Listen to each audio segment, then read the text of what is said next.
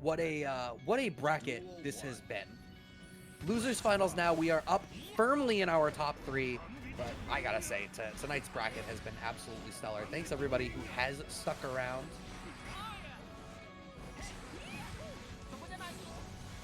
Right.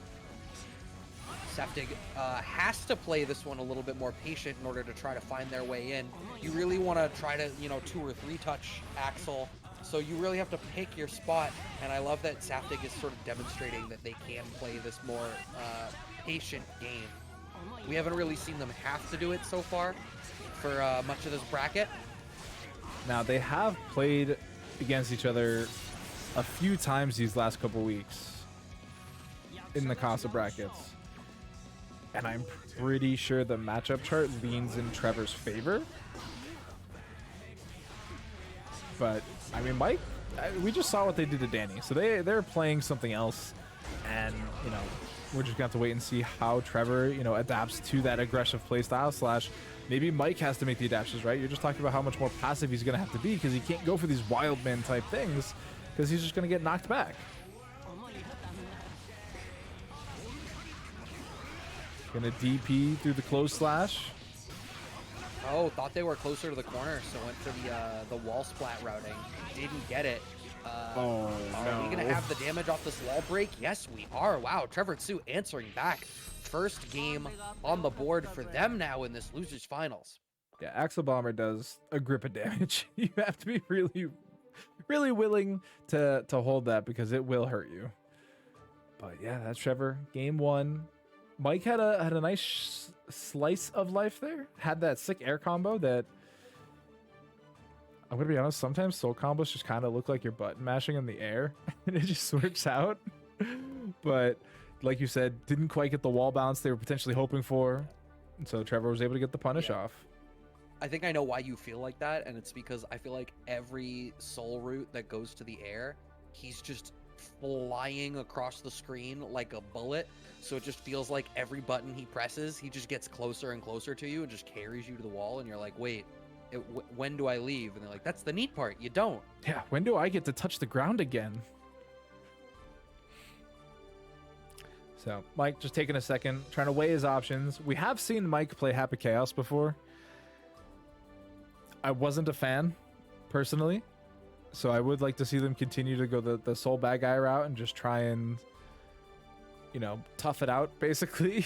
Rub some dirt in the protagonist wound and just soldier on. But Happy Chaos, Axel, it's not really great still, I guess. I don't know what Mike should do here. I don't know. Yeah, I don't know that I would be a fan of Happy Chaos into this matchup, especially if your Happy Chaos is not crisp. If it's not crisp, I feel like you run the risk of just sort of floundering a lot in neutral. Axel only needs to press so much to get into a range where he can smoke you on your mistakes. And if your Happy Chaos isn't crisp, you're going to end up in a spot where you've run out of resources. And then they just get to sort of bully you for the rest of the set. So we do end up sticking with the soul, just taking that as an opportunity to, check on our mental, figure out what our approach is going to be. Ooh.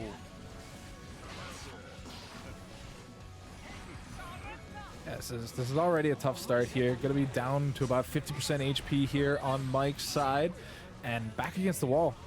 Even if he can start trying to apply pressure, Trevor just has the entire screen behind him to backdash on. And yeah, he's in danger mode, and it's going to start eating away at his tension bar, but he doesn't really need it, especially when your life bar is looking the way it is. He can just keep throwing you.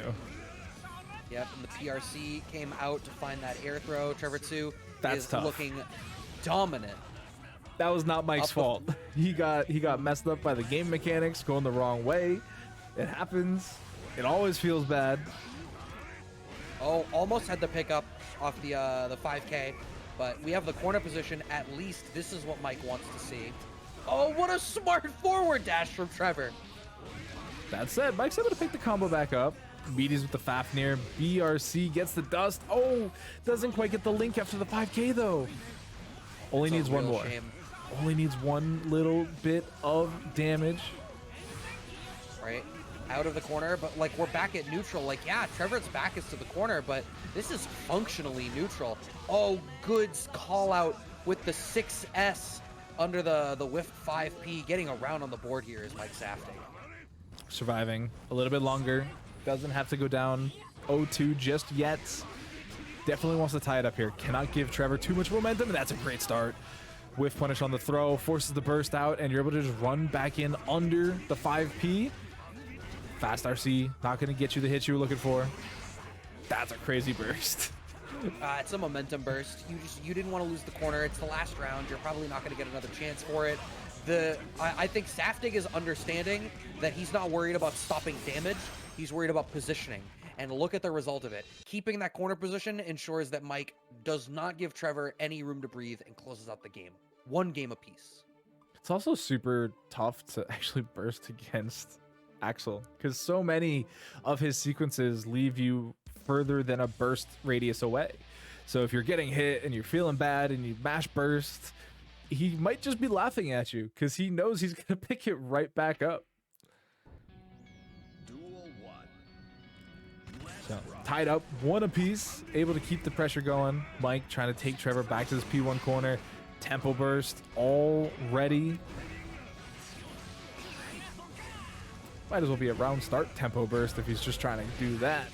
And Trevor just keeps hitting buttons. All right, just like that, we're out of the corner. This is a great spot for Trevor too. It's definitely not unlosable because, you know, Saul has crazy corner carry and hella damage. So this is still, off the right touch, a 2-touch game for Mike in order to make this happen. Oh, at least a 2-touch, and he's just gonna get air scooped. Trevor's so good at air throw. He gets everybody like pixels off the ground, like backdash height. He's throwing people. Okay.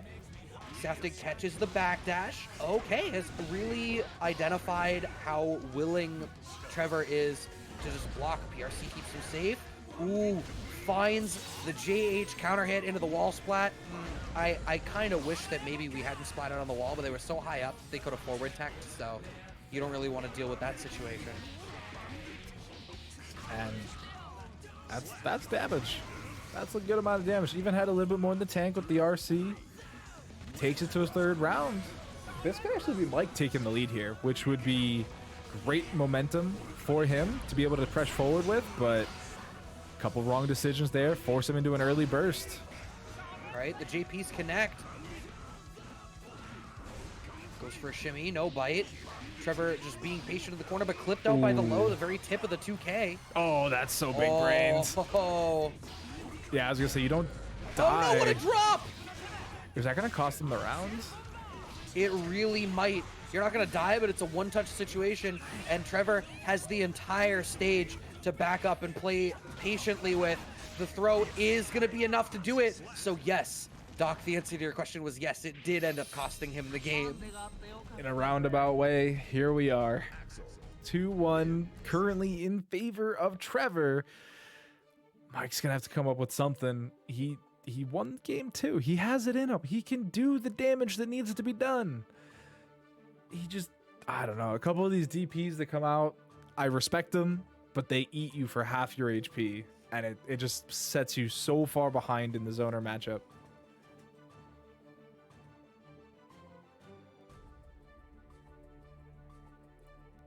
This matchup has been so crazy back and forth.